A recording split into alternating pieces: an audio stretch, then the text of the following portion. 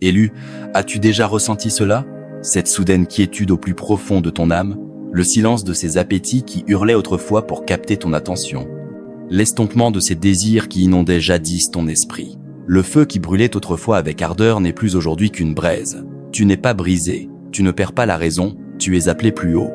Ce n'est ni un hasard, ni un dysfonctionnement. C'est une intervention divine. Dieu te réaligne, t'arrache à ce qui t'asservissait autrefois pour t'introduire dans ce qui va désormais t'élever. Vois-tu, quand tu es préparé pour ton dessein, tout ne peut pas t'accompagner. Certaines choses doivent mourir pour que quelque chose de plus grand puisse vivre. Comme il est écrit, ceux qui vivent selon la chair pensent aux choses de la chair, tandis que ceux qui vivent selon l'esprit s'attachent aux choses de l'esprit. Romains 8:5. Ton désir sexuel ne disparaît pas, il est recalibré. Non pas pour la honte, non pas pour la culpabilité, mais pour la gloire. Dieu dépouille ce qui est temporaire afin de réveiller ce qui est éternel. La faim de la chair est remplacée par une faim de justice, de sens, d'amour divin. Heureux ceux qui ont faim et soif de la justice, car ils seront rassasiés. Matthieu 5:6. Ce n'est pas une question de volonté qui se refuse. C'est une transformation conduite par l'esprit, une réorganisation sacrée des désirs. Tu es invité à entrer dans ta mission supérieure. Et ne t'éloigne pas. Reste avec moi jusqu'à la toute fin. Nous conclurons par une prière puissante qui scellera ce message sur ta vie. Maintenant que tu comprends le dessein divin derrière l'estompement de tes désirs, allons plus loin. Car ce que tu vis ne concerne pas seulement le désir. Il s'agit de ton destin. Ce n'est pas seulement un changement personnel. C'est un recalibrage spirituel. Premièrement, quand Dieu commence à réveiller ton esprit, l'une des premières choses qu'il fait est de réallouer ton énergie. Élu, ton énergie sexuelle est sacrée. Elle ne se limite pas à la connexion physique. C'est une force de vie. C'est le courant créateur qui jaillit du souffle même de Dieu. C'est cette même énergie qui fait naître les idées, les visions, qui entretient le feu spirituel et bâtit des héritages. Mais quand ton âme est appelée plus haut, cette énergie doit être redirigée. Ce n'est pas une punition, c'est une précision chirurgicale. Dieu ne gaspille jamais la puissance, et il ne permettra certainement pas que la tienne soit dispersée dans des lieux qui ne servent pas ton appel. Cette même énergie qui autrefois courait après le plaisir est maintenant rassemblée, réorientée, concentrée dans ton esprit. Pourquoi? Parce qu'elle est désormais requise pour quelque chose de plus grand. On ne te demande pas simplement de t'abstenir. On te prépare à créer, à écrire, à bâtir, à parler, à guider, à guérir. Ton énergie n'est plus drainée par les distractions. Elle est canalisée pour une innovation divine. Pense à Moïse, qui passa 40 ans dans le désert, non comme une punition, mais comme une préparation. Sa force dut être aiguisée, son feu dut être focalisé. Il dut désapprendre l'Égypte avant de pouvoir conduire Israël. De la même manière, tu es sanctifié dans le silence afin que ta voix porte du poids le jour où tu parleras. Cette conservation d'énergie est la manière dont Dieu fait place à la vision, à la sagesse, à la révélation. Tu apprends à porter le feu sans te laisser consumer, car ce qui t'attend exigera clarté, discipline et un esprit inébranlable. Deuxièmement, et tout aussi important, il y a la question de la protection spirituelle. Ce que beaucoup ignorent, c'est que l'intimité physique n'est jamais seulement physique. Elle est spirituelle. Elle est une alliance, c'est un échange. Chaque âme avec laquelle tu te lies laisse des empreintes sur ton esprit, et toutes ne sont pas pures. Quand tu partages le lit de quelqu'un, tu partages aussi sa douleur, ses peurs, ses traumas, ses démons. Tu ne le vois peu, être pas avec tes yeux, mais ton esprit le ressent des jours, des semaines, voire des années plus tard. Cette confusion que tu n'arrivais pas à secouer. Ce poids qui surgissait de nulle part. Cette perte soudaine de paix. Souvent ce n'était pas seulement toi. C'était ce que tu avais ramassé chez quelqu'un que tu n'étais jamais censé porter. Dieu voit ce que tu ne vois pas. Et dans sa miséricorde, il commence à fermer des portes que tu ignorais même dangereuses. Il retire ton désir non pour punir ton humanité, mais pour protéger ta divinité. Il fait taire tes appétits non parce que l'amour est mauvais, mais parce qu'il brise l'esclavage. Et parfois, la chose même dont tu crois être privé est celle que Dieu utilise pour te délivrer. Comme l'enseigne 2 Timothée 2:20-1, lorsque nous nous purifions de ce qui est indigne, nous devenons des vases dont Dieu peut vraiment se servir. Tu es ce vase. Et en ce moment même, Dieu te purifie non pour te vider, mais pour te remplir de neuf. Il pose des limites non pour t'enfermer, mais pour préserver ton feu afin que, le moment venu, ta flamme ne vacille pas, elle rugisse. Une fois qu'il t'a protégé des dangers cachés, il commence aussi à purifier ce qui nourrit ton âme, car protection sans purification reste incomplète. Troisièmement, nous traversons une saison de désintoxication, de délivrance des addictions et des distractions. Parlons franchement. Nous vivons dans un monde saturé de distorsions. Partout où ton regard se pose sur ton écran, dans la musique, dans les conversations, dans ces moments de défilement nocturne, tu es bombardé de messages conçus pour te maintenir enchaîné à la chair. Ce n'est pas seulement du bruit culturel, c'est une guerre spirituelle. Nous vivons dans un système qui tire profit de ton addiction, de tes clics, de tes envies, de ta douleur. Il glorifie la luxure mais se moque de la pureté. Il encourage l'indulgence mais rejette la discipline. Et si tu n'es pas ancré dans quelque chose de plus haut, il t'engloutira. Mais Dieu, dans sa miséricorde, brise ce cycle non par la honte, mais par la vérité. Il interrompt le programme qui te tenait accro. Le moment où tes désirs commencent à s'estomper est le moment où la désintoxication commence. Pas seulement de la luxure, mais de tout ce qu'elle entraînait. Confusion, comparaison, fatigue, engourdissement, regret. Il ne s'agit pas seulement de sexualité. Il s'agit de reconquérir ton esprit. Dans Romains 12:2, Paul écrit « Ne vous conformez pas au siècle présent, mais soyez transformés par le renouvellement de l'intelligence. » C'est exactement ce que Dieu fait. Renouveler, recalibrer, réinitialiser. Quand il fait taire ses pulsions, il reprend les parties de toi qui avaient été détournées par la culture. Il recalibre ton système nerveux, guérit ton corps émotionnel et recentre ton esprit sur ce qui compte vraiment. Ce nettoyage divin du bruit de fond qui te maintenait distrait de ton appel. Cette clarté que tu commences à ressentir, c'est ton âme qui se souvient de sa fréquence originelle. C'est ton esprit qui se libère d'une prison dont il ignorait l'existence. Cette désintoxication n'est pas une punition, c'est une délivrance. Une libération des algorithmes de l'addiction pour que ton énergie ne serve plus l'agenda de quelqu'un d'autre, mais le dessein de Dieu pour ta vie. Quatrièmement, et peut être la vérité la plus profonde. Ta chair doit mourir pour que ton esprit s'élève. C'est le cœur même de la transformation, là où le vrai changement s'opère. La chair, ton ego, tes compulsions, tes appétits mondains doivent s'effacer pour que ton esprit puisse monter. Tu ne perds pas simplement du désir, tu es délivré de la domination. Dieu te libère des impulsions inférieures qui dictaient autrefois tes choix, brouillaient ton discernement et t'enfermaient dans des cycles de regrets. Cette ancienne version de toi, menée par l'envie plutôt que par l'appel, est mise au tombeau, et à sa place émerge une nouvelle création. Dans Galates 5:24, Paul écrit « Ceux qui appartiennent à Christ Jésus ont crucifié la chair avec ses passions et ses désirs. » Cette crucifixion n'est pas une punition, c'est un renouvellement, une résurrection spirituelle. Quand les désirs de la chair perdent leur emprise, autre chose monte à leur place. Clarté, paix, sagesse divine, discernement spirituel. Tu commences à voir la vie avec des yeux neufs. Tu ne réagis plus à chaque impulsion. Tu réponds depuis un lieu plus profond de sens. Tu deviens intendant de ton énergie. Tu protèges ta paix comme un sol sacré, car elle l'est. Tu avances plus lentement. Tu parles avec intention. Tu choisis tes relations avec discernement et non avec désespoir. Voilà ce que signifie renaître non à l'image du monde, mais à la ressemblance du divin. Ta vie commence à refléter le ciel. Tes choix résonnent avec l'éternité. Tu ne cours plus après ce qui s'efface, tu incarnes ce qui demeure. Et cela, élu, c'est ce que signifie vraiment s'élever.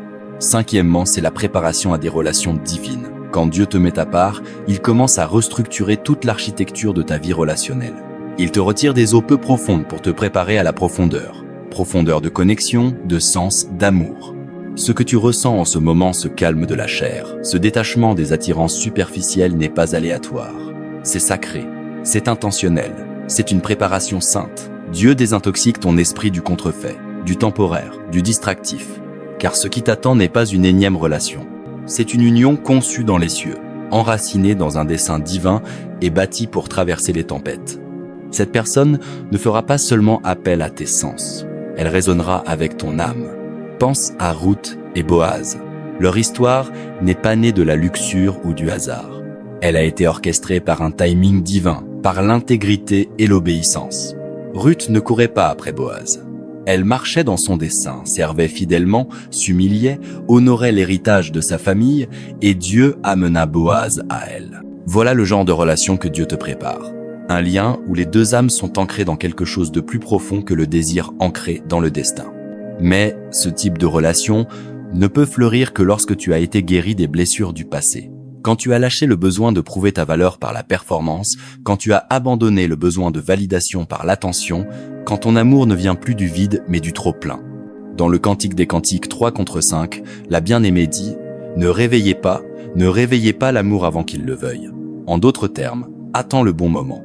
Attends l'amour qui s'aligne sur le plan du ciel pour ta vie. Cette saison de calme, ce dépouillement des connexions guidées par la luxure, est la manière dont Dieu protège ton cœur afin que, quand le véritable amour se présentera, tu sois prêt. Pas désespéré, pas distrait, prêt. Et à mesure que ton esprit s'élève, autre chose commence à tomber. Le bruit, le chaos, les distractions qui accaparaient autrefois ton attention et vidaient ta puissance. Sixièmement, à mesure que tu te vides de la distraction, quelque chose de sain monte à sa place. Une sensibilité spirituelle accrue, l'activation de tes dons divins. Vois-tu, l'énergie ne meurt jamais, elle se transforme seulement. L'énergie sexuelle qui autrefois fuyait vers l'extérieur, perdue dans le fantasme, la fixation, le plaisir éphémère, revient maintenant vers l'intérieur et embrase les dons qui dormaient en toi depuis longtemps. Tu commences à ressentir davantage, à percevoir davantage, à savoir davantage. Tu marches dans la vie avec une conscience divine, captant les déplacements spirituels, ressentant l'indicible, discernant la vérité derrière les mots des gens. Ce que tu prenais autrefois pour une simple intuition est désormais reconnu comme intuition prophétique, comme révélation divine, comme le murmure du Saint-Esprit. Et ce n'est pas un hasard. Dans 1 Corinthiens 12, Paul parle des nombreux dons de l'Esprit. À l'un la parole de sagesse, à l'autre la parole de connaissance, à un autre la prophétie, à un autre le discernement des esprits. Ces dons sont réels, et ils s'éveillent en toi parce que ton vase devient pur. Ton esprit n'est plus voilé par la tentation. Ton cœur n'est plus encombré par la distraction. Ton énergie n'est plus diluée dans des quêtes vides. La voix de Dieu devient incontestable pas seulement dans la prière, mais dans les schémas, dans les personnes, dans les instants fugaces qui soudain portent un sens sacré. Tu commences à reconnaître des signes qui te semblaient autrefois des coïncidences. Tu vois du dessein là où il n'y avait que de la douleur. Tu prononces des paroles qui ne viennent pas de ton intellect, mais de l'esprit qui coule à travers toi. Et tu réalises que ce voyage n'a jamais consisté à perdre quelque chose. Il a toujours consisté à tout reprendre. Ton pouvoir, ta clarté, ta connexion divine. Ce n'est pas de la répression, c'est de la transfiguration. Et maintenant, alors que le bruit s'apaise, que les distractions tombent et que ton esprit se renforce, quelque chose d'incroyable commence à changer dans ta réalité. Quelque chose de sacré, d'indéniable. Septièmement, tu entres dans une saison de manifestation. Il ne s'agit plus seulement d'éveil spirituel. Il s'agit de donner naissance à une nouvelle réalité, une réalité alignée avec qui tu es vraiment en Christ, guéri, entier, marchant dans ton dessein. Beaucoup n'ont jamais appris cette vérité. L'énergie sexuelle et l'énergie créatrice ne sont pas des forces séparées. Elles sont une seule et même chose. C'est l'énergie de la création elle-même, insufflée dans l'humanité quand Dieu forma Adam de la poussière et déclara « Soyez féconds et multipliez » Genèse 1:28. Mais la fécondité ne concerne pas seulement la reproduction physique. Elle concerne aussi la production de bonnes œuvres, la création d'un impact durable, la vie qui reflète la gloire de Dieu. Quand Dieu t'appelle à rediriger cette énergie loin du plaisir physique éphémère, ce n'est pas une privation, c'est une redirection divine. Il t'invite à une forme supérieure de création, naissance spirituelle, production créative, leadership visionnaire, impact pour le royaume. Cette énergie autrefois dispersée est maintenant recueillie comme l'eau de pluie dans un vase sacré. Elle s'accumule, elle se fortifie, elle se purifie. Et quand le moment sera venu, elle coulera dans tes dons, ton appel, ta vision. Tu commenceras à écrire avec conviction, à parler avec feu, à bâtir avec clarté, à aimer avec intention, à traverser le monde avec une paix inébranlable. Soudain, des portes s'ouvriront, des idées jailliront, des bénédictions financières te trouveront, des relations s'aligneront. Non parce que tu t'épuises à forcer, mais parce que tu es en alignement. Voilà l'échange divin. Ce qui te vidait autrefois te nourrit désormais. Tu ne donnes plus ton énergie à ce qui est en dessous de toi. Tu l'investis dans ce qui te dépasse. Ton appel, ton avenir, ton héritage. C'est ta saison de manifestation. Tu ne rêves plus seulement. Tu bâtis, tu donnes naissance, tu deviens. Huitièmement, tu brises les malédictions générationnelles et les cycles karmiques. Ce processus, ce dépouillement des anciens désirs va bien plus loin que tu ne l'imagines. Il ne s'agit pas seulement de ta transformation personnelle. Il s'agit de réécrire l'histoire spirituelle de ta famille. Beaucoup d'élus sont nés dans des lignées enchaînées par le péché sexuel, l'infidélité, l'abus, la pornographie, l'addiction, les mariages brisés, les traumas non guéris, transmis de génération en génération, comme des chaînes invisibles. Mais tu as été choisi pour arrêter le cycle. Dieu t'a placé dans cette lignée non pour répéter les schémas, mais pour les racheter. La mort de ta chair, le silence de ces vieilles pulsions n'est pas un rejet, c'est une délivrance. Une intervention divine qui coupe les points d'accès que l'ennemi utilisait pour traverser ta famille comme un voleur dans la nuit. Dans Ézéchiel 10 à 8-20, Dieu déclare « L'âme qui pêche, c'est celle qui mourra. Le Fils ne portera pas l'iniquité du Père. » Pourquoi ? Parce que Dieu est un briseur de chaînes. Il ne te retient pas prisonnier des erreurs de ceux qui t'ont précédé. Ce moment de purification que tu traverses n'est pas une faiblesse. C'est une guerre. Tu te tiens dans la brèche spirituelle au nom de ta lignée. Et quand tu choisis de t'élever, tes enfants n'hériteront pas des mêmes chaînes. Et enfin, 9e, tout cela parce que tu es préparé pour un dessein sacré. Laisse cette vérité pénétrer profondément. Ta vie n'est pas un hasard. Ton chemin n'est pas une erreur. Tout ce qui t'est retiré est enlevé pour que quelque chose de bien plus sain prenne sa place. Tu es positionné pour guider, guérir, parler la vie aux autres, te tenir dans les lieux sombres en portant la lumière de Dieu. Tu n'es pas mis à part simplement pour te sentir différent. Tu es mis à part pour faire une différence. Et cela exige un niveau de pureté et de concentration qui ne peut venir que du feu. Comme Esther fut préparée avec des huiles et des parfums avant de se tenir devant le roi, tu es oint en privé avant d'être révélé en public. L'ancien toi, la version gouvernée par le désir, la confusion et la distraction, doit s'effacer. Voilà ce que signifie être rendu neuf. Dans 2 Timothée 2:20 et 1, il est dit « Si quelqu'un se purifie de ces choses, il sera un vase d'honneur, sanctifié, utile au maître. » C'est ce que tu deviens, un vase d'honneur. Non parce que tu l'as mérité, mais parce que Dieu t'a appelé, purifié, choisi. Et oui, ton désir sexuel pourra revenir, mais quand il reviendra, il sera purifié, il sera aligné. Il ne servira plus la chair, mais ton dessein. Il coulera dans le cadre de l'alliance, de l'union divine, de l'amour sacré et non de la luxure. Donc, si tu traverses cette saison calme où les désirs s'estompent, où les distractions tombent et où le monde semble lointain, sache ceci, ce n'est pas du vide. C'est de la préparation. Tu n'es pas puni, tu es affiné, tu es en train de renaître. Alors que tu reçois tout ce que nous avons parcouru de l'estompement du désir à l'élévation du dessein divin, souviens-toi, ta saison actuelle n'est pas un vide, c'est un ventre sacré. Quelque chose en toi est en train d'être formé, modelé, sanctifié. Et même si le monde ne le comprend pas, même si ceux qui te sont le plus proches interprètent mal ton silence comme de l'indifférence ou ta solitude comme de l'isolement, le ciel, lui, sait exactement ce qui se passe en toi. Dieu ne change pas seulement ton comportement, il reconfigure ton identité. Le calme de tes appétits n'est pas un signe de faiblesse, mais un signal de transformation. Tu es invité à entrer dans une vie spirituellement riche, émotionnellement entière, alignée sur la vérité divine. Mais la transformation n'est pas passive. Elle demande ta participation. Alors maintenant, la question est, comment vas-tu vivre cela ? Commence par garder tes entrées. Ce que tu consommes chaque jour, ce que tu regardes, lis, écoutes, nourrit soit ton esprit, soit ta chair. Sois intentionnel. Nettoie ton alimentation médiatique. Remplis tes yeux de lumière, tes oreilles de sagesse, ton espace de paix. Choisis le silence plutôt que le bruit, l'immobilité plutôt que la stimulation. Le monde est bruyant, mais Dieu parle encore dans le murmure. Crée de l'espace dans ta vie pour la prière non comme une routine religieuse, mais comme un rythme relationnel où tu verses ton cœur et écoutes avec attente.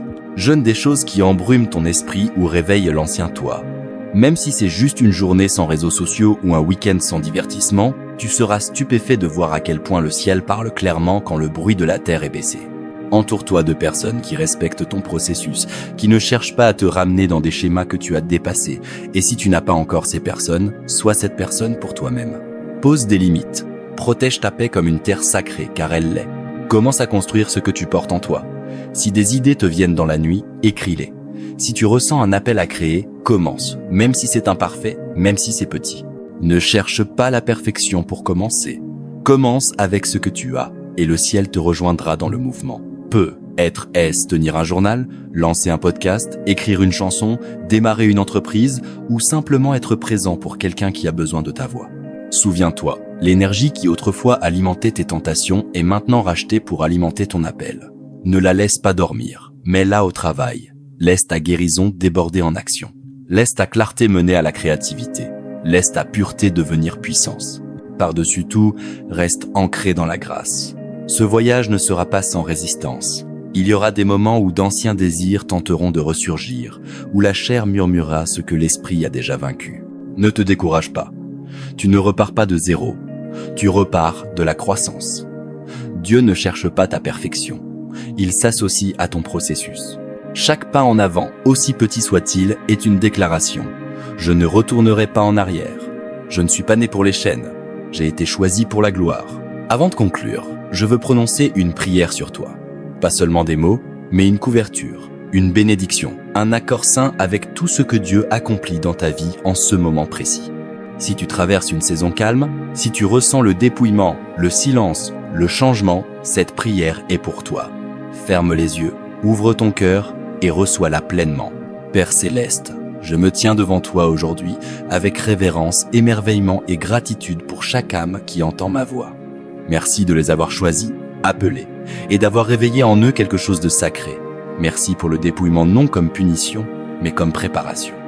Merci pour le silence, l'immobilité, la mort de la chair, car nous savons que ce qui ressemble à une perte est souvent ton œuvre la plus grande de renouvellement. Seigneur, tu vois les choses cachées, tu vois la lutte intérieure, la confusion, la solitude, la faim de plus. Et pourtant, tu n'es pas loin, tu es au cœur même de la construction, tu es l'architecte de cette sainte reconstruction. En ce moment même, je prie pour chaque personne qui traverse la vallée de la transformation, ceux dont les désirs s'estompent, ceux qui ont l'impression que des parties d'eux-mêmes meurent. Fais-leur savoir que ce n'est pas la fin, c'est le commencement de la puissance de résurrection. Dieu, nous te remettons nos appétits, nos compulsions, nos attachements charnels. Nous te donnons les parties de nous qui vivaient autrefois dans les ténèbres, la honte, les cycles d'addiction. Nous ne voulons plus être esclaves de la chair. Nous voulons être des vases pour ta gloire. Brûle tout ce qui ne t'appartient pas.